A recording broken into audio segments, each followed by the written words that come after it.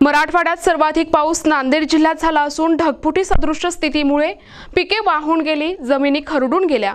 पुढील अनेक वर्ष शेतीत पीक न घेण्यासाठी परिस्थिती निर्माण झाली आहे। शासनाने जाहीर केलेले तुटपुंजे अनुदान म्हणजेच बळीराजाची थट्टा आहे, अशी ओरड शेतकरी करत आहेत। शेतकऱ्यांची व्यथा शासनापर्यंत पोहोचवण्यासाठी एनटीव्ही न्यूज मराठीची टीम बांधावर आली आहे। नांदेड जिल्ह्यात अपेक्षित 700 मिलीमीटर ऐवजी 985 मिलीमीटर पावसाची नोंद झाली, म्हणजेच 250 मिलीमीटर पेक्षा जास्त पाऊस झाला। अनेक मंडळात पुन्हा अतिवृष्टी होऊन शेतकऱ्यांचे मोठे नुकसान झाले। 7,46,000 हेक्टर जमीन बाधित झाल्याचा अहवाल शासनाला सादर करण्यात आला। मुखेड तालुक्यातील बाधित जमिनीसाठी 61 कोटी रुपये मंजूर झाले असले तरी प्रति एकर केवळ 3,400 रुपये अनुदान मिळणार आहे। सोयाबीन सारख्या पिकासाठी एकरी किमान 13,000 रुपये खर्च येतो। अशा परिस्थितीत शासनाने जाहीर केलेले 3400 रुपयांचे अनुदान शेतकऱ्यांच्या लागवडीचा खर्च देखील भरून काढू शकत नाही। हे अनुदान म्हणजे शेतकऱ्यांची थट्टा असून नुकसानग्रस्तांच्या तोंडाला पाणी पुसण्याचे काम सरकारने केले आहे, अशी तीव्र नाराजी शेतकरी व्यक्त करत आहेत। मुखेड तालुक्यामध्ये आपण पाहू शकता, माझ्या पाठीमागे कोणती नदी नाही ना कोणता नाला नाही। हे आहे शेतकऱ्यांची शेती आणि शेतकऱ्यांच्या शेती म्हणजे हे गाव आहे चिवळी। मुखेड तालुक्यातील चिवळी गावामध्ये आपण आहोत आणि चिवळी गावामधले हे शेतकऱ्यांची शेती आहे। सर्व हे ठिकाणी आपण पाठीमागे बघू शकता, हे पूर्ण पाणी आहे शेतामध्ये। हे पाठीमागे आपले ऊस आहे। माझ्यासोबत काही शेतकरी आहेत, आपण त्यांच्याशी जाणून घेणार आहोत की सदरील ही शेती मागील किती दिवसापासून पाणी आहे या शेतीमध्ये, आपण त्यांच्याशी जाणून घेणार आहोत। नेमकं आपलं नाव काय आहे? मी बसवराज गोरे। मागील 26 आणि 27 तारखेला ऑक्टोबरच्या आपलं ऑगस्टच्या पूर आला होता, त्याच्या नंतर हा दुसरा पूर आहे। या क्षेत्रापासून 1 किलोमीटरवर नदी आहे। माझं शेत नदीच्या कडेवर आहे। पूर्ण मी पूर आल्यानंतर दुसऱ्या दिवशी गेलो होतो, पूर्ण दगड आणि गोटे साचून होते वावरात, पूर्ण साप परडम मेले होते, वास उठला होता। ऊस तर घ्यायसारखा नाही, सोयाबीनचं तर पूर्ण नाश झालंय। शासनाला माझी विनंती आहे की 8,500 हेक्टरी देऊन आमचं समाधान होत नाही। आम्हाला कमीत कमी हेक्टरी 50,000 रुपये पाहिजे। आणि शासन म्हणतंय समजा सोंग करता येते, पण पैशाचं सोंग करता येईना। शासनाकडेच पैसे नसेल तर आम्ही काय मागायचं, सांगा ना तुम्ही। हे आपल्यासोबत होते शेतकरी। आपण दुसऱ्या शेतकऱ्याशी जाणून घेणार आहोत। नेमकं ह्या ठिकाणी थोडं भागी सरका, मी सर्वांना हे करतो। मला सांगा, हे आपलं नाव काय? किशन विठ्ठलराव पाटील, चिवळी, तालुका मुखेड। हे पूर किती दिवसापासून? 1983 पासून आमची परिस्थिती अशी जाणलेली आहे। आतापर्यंत फडणवीस मुख्यमंत्री होते, खासदार आले, आमदार आले, सगळे काय येऊन गाड्या येऊन रोडच्या कडेला येऊन बघून गेले। आम्हाला 1 रुपयाचं काय दिलेलं नाही। तुटपुंजी दिलेत। गेल्या वर्षी काय ते आमचं मात्र मिळालंच नाही आम्हाला। आमची एवढी नुकसान होऊन आमची परिस्थिती एवढी खराब झालेली आहे। कमरे इतका गारड आमच्या शेतामध्ये पडलेले आहेत। सोयाबीन गेले, आमचं सगळं गेले। आता आम्हाला उपासपोटी मरायची वेळ आली आहे। हे सरकारनं होय, दलित सरकार आम्हाला गाडीत घालायला बसलंय। त्याला पुढल्या बाहेरला मतदान मागायला या म्हणून आम्ही त्याला काय ठोस द्यायचा देऊ? आम्ही असलं याने काय उडदो मुग विकून आम्हाला देवला नाहीत। खास आमचा निधी द्यायला महसूल आलेला आहे, आमचा शेतकऱ्याचा सगळ्याचा महसूल जमा झालाय। त्या महसूल द्यायला काय तकलीफ होऊ राहिली?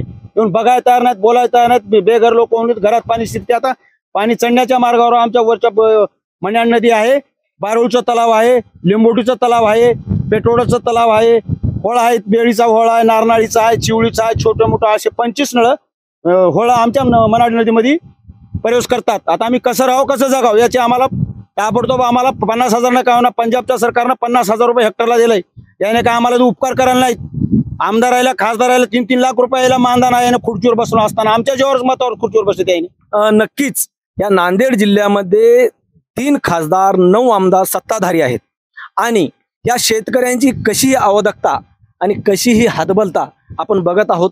आपल्यासोबत दुसरे शेतकरी आहेत, आपण त्यांच्याशी सुद्धा जाणून घेणार आहोत। नक्कीच बाबा, हे आपण शेतीमध्ये आहात, सोयाबीन मध्ये उभे आहात, नेमकं काय सांगाल? माननीय शासनाला माझी विनंती आहे की असे पुढे आता नेहमी येतीलच असा अंदाज आहे। आता वातावरणाचा समतोल बदललेला आहे आणि आपण हे जी मदत जाहीर केली ती आम्हाला काही पुरवठा होणार नाही.